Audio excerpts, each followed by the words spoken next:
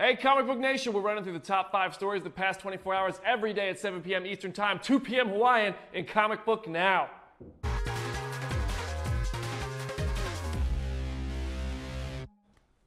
What's up, Comic Book Nation? Welcome to Comic Book Now. I'm your host, Brandon Davis. Please call me BD, joined by Lucas Siegel here. Hello, hello.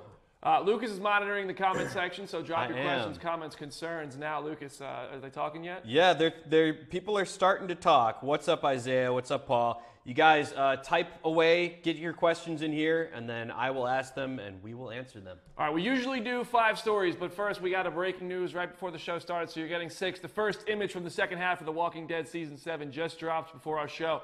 In it, we see Rick and his buddies at the hilltop talking with Gregory, probably in the mid-season 7 premiere. This image is actually probably hinting at the all-out war storyline that a lot of fans are very eager to see. It's going to be Rick. Rick has his Python back. He's talking to Gregory. He's with Daryl. He's with Maggie. He's with Jesus.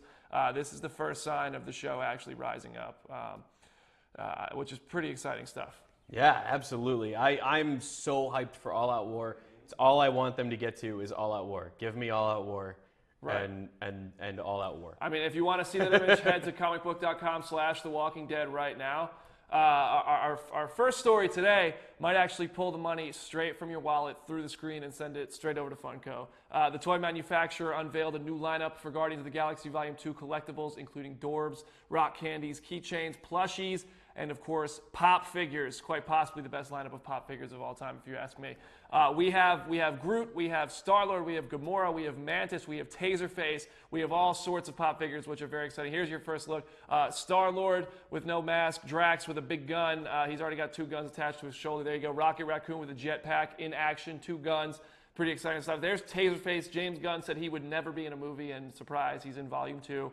Star-Lord with the mask on, Toys R Us exclusive there. That one's pretty cool. Rocket with 2 guns, another one. This one's a Target exclusive, I believe. Might be GameStop. And then you have Groot, Ravager gear. Baby Groot is going to steal the show, and he's also going to steal all your money. Next up, of all the comic book movies from 2016, only one has been nominated for the Best Adapted Screenplay, and it was written by the real heroes here. It's Deadpool, the movie that almost never happened until Ryan Reynolds, or somebody, leaks the test footage and made the internet freak out about it. Deadpool's competition in the category comes from the screenplays for Arrival, Fences, Hidden Figures, and Nocturnal Animals. Although the writers were named as the real heroes in the opening credits, which they actually are, really, their real names are Rhett Reese and Paul Wernick, and they're getting some respect for it. Now, the question is, could Deadpool make it to the top 10 for the Oscar nominations? Maybe Best Picture? Probably not. But if any superhero film this year deserves it, it's the incredibly original R-rated film the 20th Century Fox finally got right in the X-Men universe. Do you agree? Let me know in the comments. Next up, I'm going to sit back and enjoy this one with you guys, the trailer for Star Wars Rebels. We have the entire trailer at comicbook.com/Star Wars, but we're going to watch the final moments of it, the best, most exciting parts of it right now. Check this out. I'm not accepting surrender.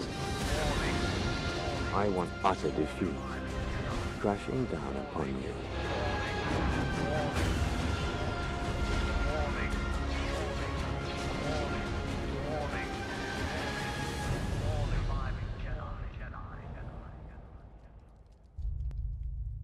You're in the wrong place.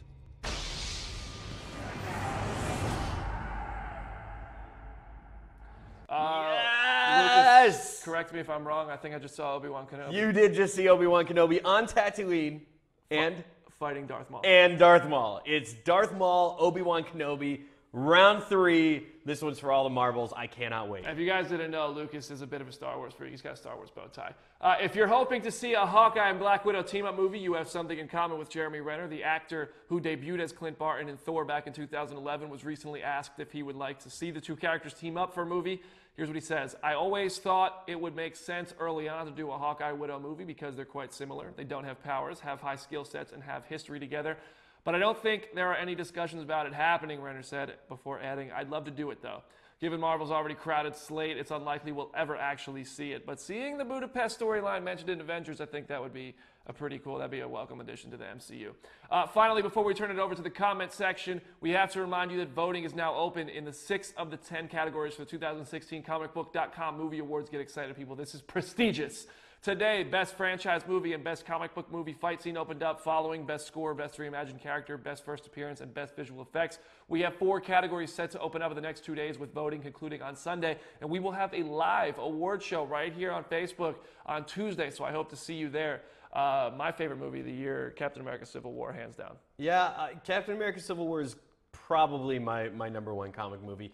Deadpool, pretty close. Deadpool's good. It was such a fun movie. Emotional movie. But, yeah. What's the comment section looking like? What are we Guys, talking about we today? have the questions are streaming by me right now. Thank you so much. Please keep on entering in your questions. Type away. Let's go ahead and get right to it. I'm going to actually start off with something right in BD's wheelhouse here with Paula Mitchell, who has a Walking Dead question. She asks, what do we think Negan's reaction will be when he finds out that Daryl has escaped? Paula, you know I love a good Walking Dead question. I think the bigger impact there is going to be what he's going to do when he finds out Fat Joey died. And we actually talked to Joshua Hoover about this on After the Dead, and he said he's going to be out for vengeance. He's got Eugene now. He's got the more valuable member of that community. Eugene knows how to make bullets, stuff like that. So I think he's going to be mad, but he's going to be more mad that Fat Joey's dead, and he's going to be out for revenge over that. I think we're all going to learn to realize that Fat Joey was the most important character Hands down. on The No Walking question. Dead. Yeah, Absolutely. For sure.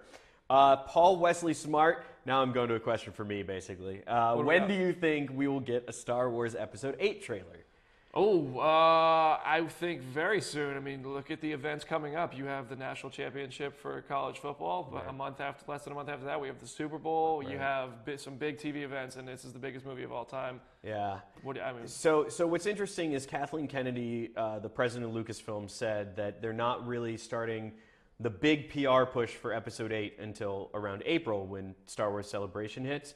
But that's the key, the big PR push. I think we're going to get a teaser, and I think we'll probably get it at the Super Bowl. and if you do it at the Super Bowl, you get one last boost for Rogue One, which will probably be rounding out its theatrical run. Yeah. And you got to think Rian Johnson's anxious to get it out there. He's been in the edit bay for about 6 months now. Oh, yeah. So let's move on. I've got a great Guardians of the Galaxy question here from Tristan Penrod, who asks, do you think anyone will die in Guardians of the Galaxy Volume 2? He thinks Yondu is the biggest candidate for it. I think Yondu actually will if one of them were going to die, it probably would be Yondu, but I think Yondu goes on to play a part in Avengers Infinity War. Maybe not a huge part, but I could totally see Michael Rooker popping up in Infinity War with the rest of the squad. Yeah.